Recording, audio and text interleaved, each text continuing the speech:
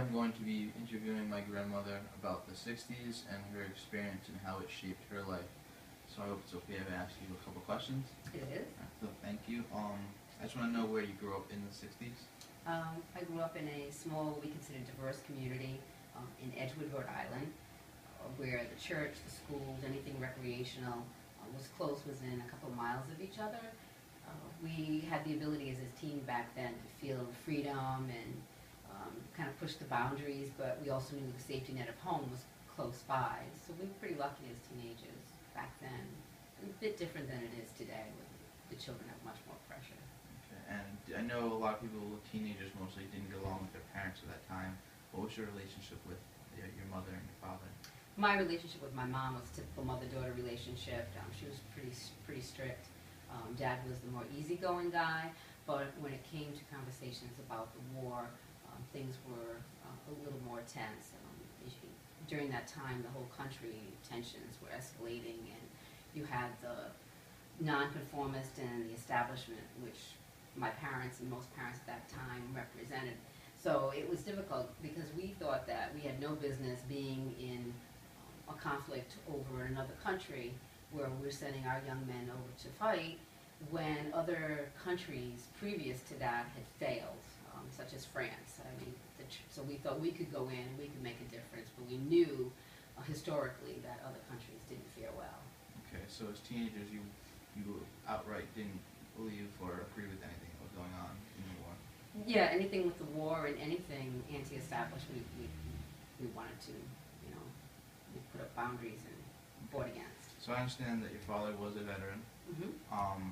What was that relationship like? I know you said you guys had your differences, but overall, was it a healthy relationship? Yeah, that was really the only sticking point. Obviously, I was a bit louder and more outspoken than some of the other teens at that time. I empathized with the military that were over there and their families. So at that time, I was more rigid and outspoken. I think looking back that if I had at least sat and listened to my dad and heard his viewpoint, but at that time, as teenagers, we sometimes put that wall up and we don't want to listen to anything parents have to say. But I think with maturity, you look back and you think, oh, I could have done it a little differently. Okay. So as if you could go back and talk to your teenage self, you would tell her that just listen to what your father had to say.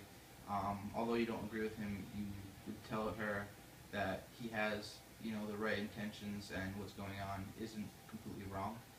I think so, yes. I think that I would be more receptive to listening to him and not thinking that I was always on the right side because they represented establishment, they were on the wrong side, yes. Okay. And I know that there's the hippie side and the outspoken teenager side, and as you said, you were more of an outspoken teenager.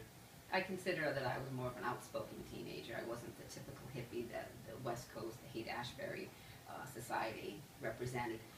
I wasn't always appropriate, outspoken at dinner conversation when families were there in company, but I thought it was almost like my rite of passage. My parents were very tolerant of me. I was very fortunate. And there were many protests. Did you attend any? Did you watch any of the protests you've seen or take part in influenced your life? I did attend some really not real organized sit-ins and things like that in my early teenage years. And then in the 70s, more organized, more environmental type protests I attended. Okay, and those protests, they influence your life? Did they make you more of a free spirit? Did they later form you to become more of a stern adult, or? I think the 60s provided me with a benchmark of my makeup today. And I like to think that I'm socially aware of my surroundings, not just in the United States, but the world around. And also, I pride myself in looking at you and your mom and your aunt, that they were always socially aware and that you always put yourself out there and you want to give back. So I'd like to think that I had a little part in that. Okay. And I know that many teens, some presented their parents with the protest and what they stood for in the 60s.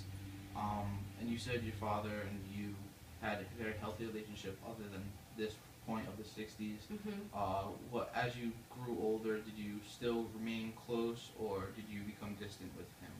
No, I was lucky. I have very, very tolerant parents. Um, that we knew that we had to do some repair work over the Vietnam um, conflict. We were lucky that when they were erecting the Vietnam Memorial in Washington, they had a moving wall, and it went from, I'm not sure how many cities in the United States, but they did touch on many cities throughout America. And Providence, which is close to Edgewood, was one of them. So my father and I were lucky to go down there. Just the two of us went together. So they gave us time to look and reflect back, and I think that did a lot for the country, their families, military families, and anyone that was touched on the war. Since that time, our relationship, we pretty much mended any conflicts or issues that we had, and I'm lucky that he now rests over at the Veterans Cemetery in Exeter with his other brother. So it was nice that we got to have that time. Now, did you have any relatives who were part of the Vietnam War? I did. My uncle, the youngest one, Bobby. Was he your brother's brother of your father, brother of your mother? Yep, he was my father's youngest brother. His name was Bobby. And I vividly remembered the day that we found out. I had just gone to bed, and my mom had come in and told us that Bobby had died, was killed in action. He had gone over a landmine. Instead of the military going to see Bobby's mother, my dad's mother, they went to, my dad always worked like a second job for extra income. They went there and told my father. And my father quickly convened all the other siblings and called the rescue also at the same time, because they knew that their mom would not do well with it, because this was the baby that she lost, but she also lost her oldest son in World War II.